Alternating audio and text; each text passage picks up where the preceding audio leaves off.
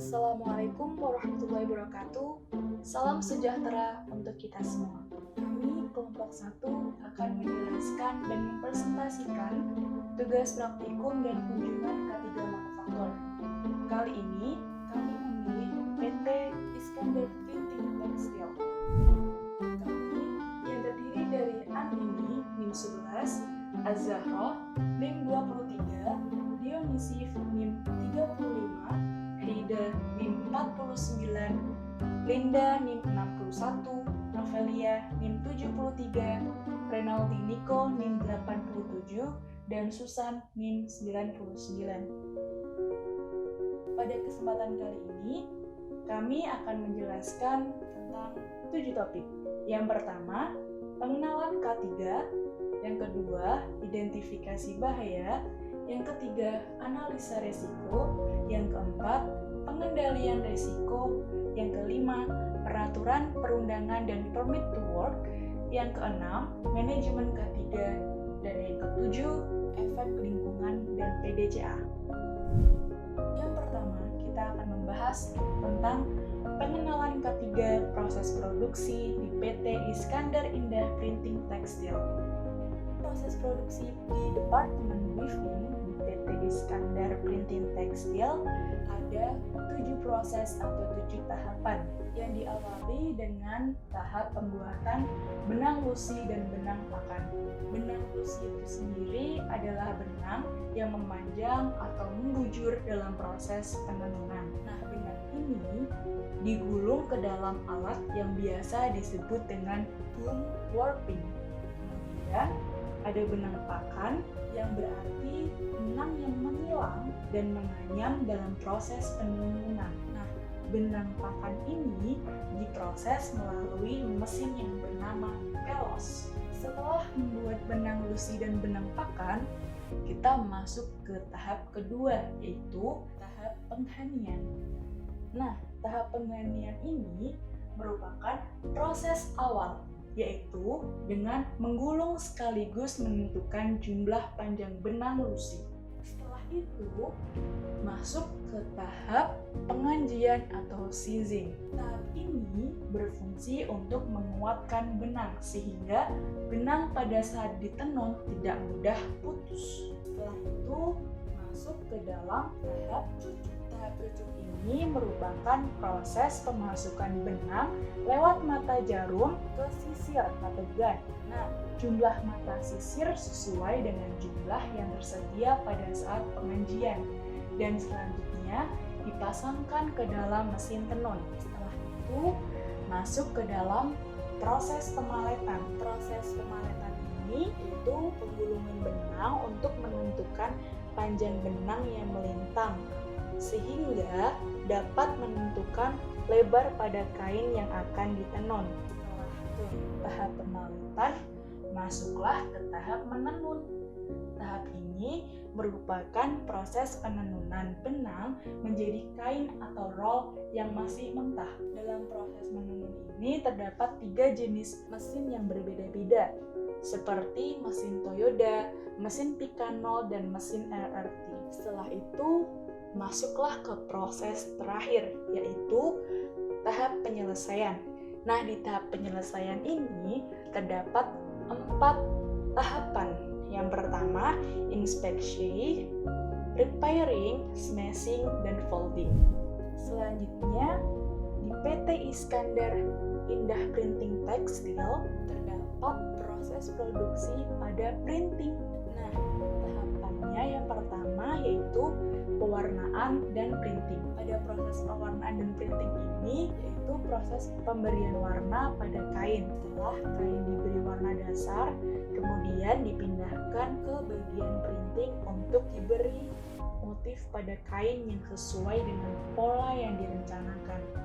Setelah itu, masuk ke dalam proses tahapan steaming. Nah, proses tahapan steaming ini adalah proses untuk menguatkan warna sehingga saat pencucian tidak mengalami kelunturan. Setelah itu, masuklah ke tahapan pencucian. Pencucian awal dengan menggunakan air dingin, kemudian dicuci dengan menggunakan air yang sangat panas. Setelah itu, dicuci kembali dengan menggunakan air dingin. Setelah tahap pencucian, masuklah ke tahap drying. Pada tahap drying ini adalah tahapan proses pengeringan kain yang sudah dicuci. Setelah itu, masuk ke tahap terakhir, yaitu tahap penghalusan. Di tahap penghalusan ini, proses penghalusannya dari kain yang telah dikeringkan, sehingga kain menjadi rapi dan siap untuk dijual ke pasar.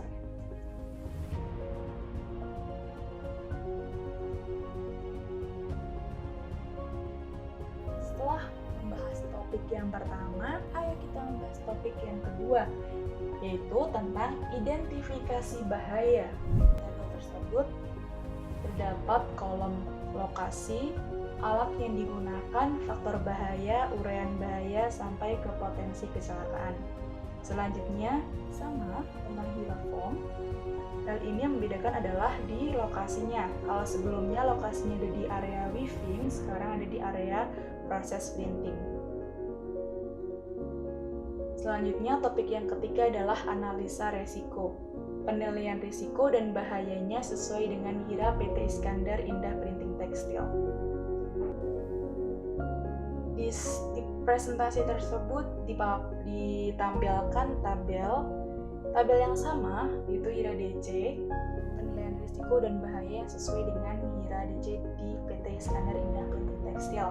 Nah, di sini ada tambahan kolom tentang konsekuensi atau keparahan, kemudian ada frekuensi atau kekerapan dan tingkat risiko.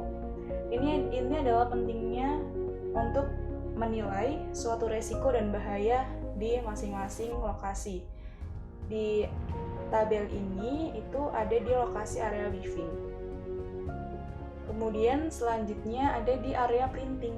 Karena tadi kita sudah menyampaikan kalau kita ada di proses produksi di printing dan di weaving. Itu.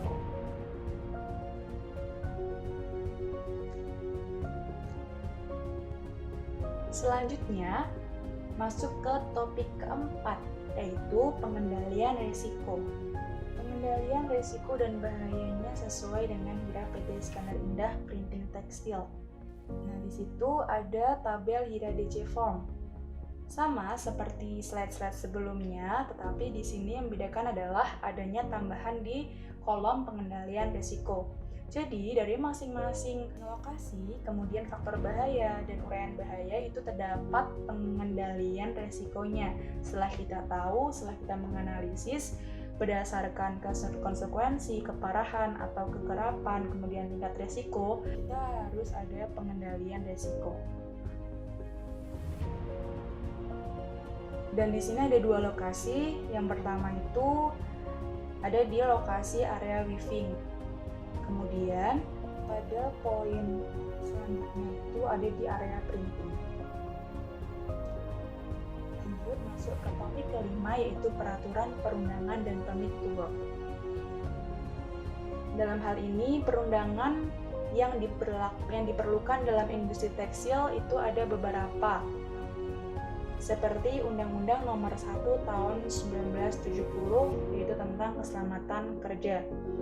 Kemudian, Peraturan Pemerintah Nomor 50 Tahun 2012 tentang penerapan SMK 3. Kemudian Peraturan Menteri Tenaga Kerja Nomor 38 Tahun 2016 tentang keselamatan dan kesehatan kerja dan produksi. Dan sampai ke poin 13. Nah, ini poin 1 sampai poin 13 berisikan perundangan yang diperlukan di dalam industri tekstil. Selanjutnya ada permit to work. Nah, di industri tekstil tersebut juga harus diberlakukan permit to work yang mungkin diperlukan dalam industri tekstil ini. Pada umumnya ada cold work permit, hot work permit, entry permit, dan electric work permit yang masing-masing memiliki deskripsi dan syarat-syarat tersendiri. Selanjutnya ini ada contoh permit to work atau lembar permit to work. Dan yang dicontohkan di sini adalah permit to work untuk electrical atau kelistrikan. Selanjutnya masuk ke topik ke-6, yaitu manajemen K3. Nah, manajemen K3 itu sendiri resiko bahaya kebisingan. Kita bisa ambil kebisingan dengan sistem PDCA atau biasa kita deskripsikan sebagai Plan, Do, Check, and Action.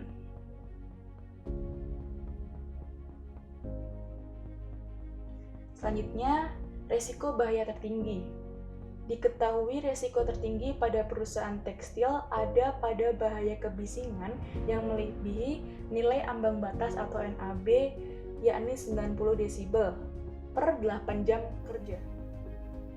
Dengan interpretasi nilai severity sangat sering, yakni 8 jam kerja, dan interpretasi nilai probability berat karena telah ada pekerja yang mengalami ketulian dan hasilnya adalah ekstrim sehingga membutuhkan pengendalian. Selanjutnya ini ada sistem PDCA atau Plan, Do, Check, and Action. Nah, yang pertama kita bahas plan dulu atau perencanaan. Di sini perencanaannya ada di identifikasi bahaya, penilaian dan pengendalian risiko, kemudian ada objek K3 dan program K3-nya. Setelah itu, setelah ada plan to do, yaitu implementasi. Itu ada beberapa implementasi seperti sumber daya, peran dan tanggung jawab, kemudian ada pelatihan, kemudian ada dokumentasi, kemudian di cek atau pemeriksaan itu ada pemantauan kinerja, inspeksi tempat kerja, pelaporan insiden, atau penyelidikan insiden seperti adanya audit. Nah, audit ini tuh biasanya dilakukan ada 2 audit, yaitu audit internal dan audit eksternal. Setelah itu ada tindak lanjut atau action. Nah, di tindak lanjut ini itu bisa dilakukan dengan tinjauan manajemen dan peningkatan keberlanjutan. Selanjutnya, plan atau perencanaan dapat dilakukan dengan adanya kebijakan K3 untuk mengendalikan faktor resiko bahaya fisika khususnya kebisingan. Setelah itu, yang merupakan pelaksanaan atau implementasi dari kebijakan dan program yang telah direncanakan. Hal ini dapat berupa adanya pelaksanaan kebijakan K3 untuk mengurangi adanya resiko bahaya kebisingan di tempat kerja, seperti di weaving. Kemudian pada cek atau pemeriksaan dilakukan dengan adanya pemantauan kinerja pada pekerja. Apakah kebisingan masih mengganggu atau tidak? Cek ini bisa seperti inspeksi atau evaluasi dari pihak manajemen terhadap para pekerja, terhadap lokasi pekerja. Setelah itu ada action atau tindak lanjut yang dilakukan dengan menindaklanjuti hasil pengukuran kebisingan. Apakah perlu dikendalikan atau tidak? Lalu menindaklanjuti hasil inspeksi harian, apakah dengan menggunakan earplug efisien atau tidak? Lalu apakah dengan menggunakan peredam bising untuk alat di area weaving efisien atau tidak? Kemudian, topik yang ketujuh ini menjelaskan tentang efek lingkungan ketika menerapkan PDCA di PT Iskandar Indah Printing Tekstil ini. Yang pertama, ada plan atau perencanaan. Hal ini memiliki tujuan dan proses yang diperlukan untuk memberikan hasil yang sesuai dengan kebijakan lingkungan organisasinya. Fokus dari planning ini adalah pemilihan indikator yang berdasarkan pada pengaruh aspek-aspek lingkungan, kriteria lingkungan, dan termasuk kinerja internal sampai standar pengaturan dan pandangan dari bagian-bagian yang penting khususnya mengenai penanganan limbah B3 dari proses operasi tekstil di PT Iskandar Printing Tekstil ini. Kemudian yang kedua, ada do atau lakukan. Nah, di do ini menerapkan proses tersebut yang sudah ada pada perencanaan sebelumnya. Penilaian kinerja meliputi pengumpulan data, penyesuaian data pada informasi, evaluasi informasi, dan mengkomunikasikannya berdasarkan kepada hasilnya tersebut. Kemudian yang ketiga ada proses cek atau pemeriksaan. Nah, di dalam proses ini terdapat pemantauan dan mengukur proses terhadap kebijakan lingkungan, tujuan, sasaran, pernyataan peraturan perundang-undangan, dan ketentuan lain yang diikuti organisasi serta melaporkan hasilnya khususnya untuk penggunaan zat kimia B3 dan penanganan limbah B3 yang ada di PT Iskandar Printing Tekstil ini. Kemudian yang terakhir itu ada action atau perlakuan tindakan. Nah, pada proses tahapan ini itu melaksanakan tindakan untuk meningkatkan kinerja sistem manajemen lingkungan secara berkelanjutan, khususnya untuk penggunaan zat kimia B3 dan penanganan limbah B3 yang ada di PT Iskandar Printing Tekstil. Hasil dan penilaian kinerja lingkungan seharusnya direview secara periodik untuk mengidentifikasi kesempatan-kesempatan sehingga meningkatkan kinerja lingkungan yang ada di PT Iskandar Printing Tekstil ini. Demikian penjelasan terkait 7 topik yang sudah kita ulas. Semoga bermanfaat. Terima kasih. Wassalamualaikum warahmatullahi wabarakatuh.